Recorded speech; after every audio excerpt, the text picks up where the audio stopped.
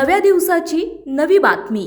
2016 पासून वेतनाशिवाय काम करणाऱ्या एका शिक्षिकेचा शालार्थ आयडी मंजूर करून देण्यासाठी 1 लाख रुपयांची लाच मागितल्याप्रकरणी विभागीय शिक्षण उपसंचालक कार्यालयातील शिक्षण उपनिरीक्षकाला लाचलुचपत प्रतिबंधक विभागाने रंगेहात पकडले। यामुळे खळबळ उडाली आहे। रावसाहेब भगवान मिरगणे वय वर्ष 57 असे लाच स्वीकारणाऱ्या उपनिरीक्षकाचे नाव आहे।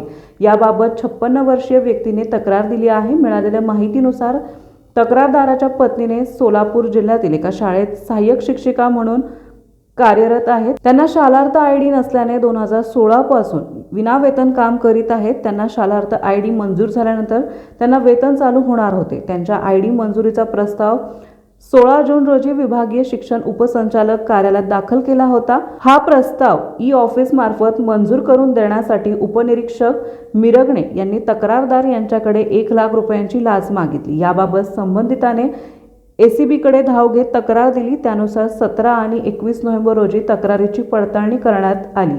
21 नोव्हेंबर रोजी झालेल्या पडताळणीत मिरगणे यांनी शालार्थ आयडी मंजूर करून देण्यासाठी लाचेची मागणी केल्याचं निष्पन्न झालंय।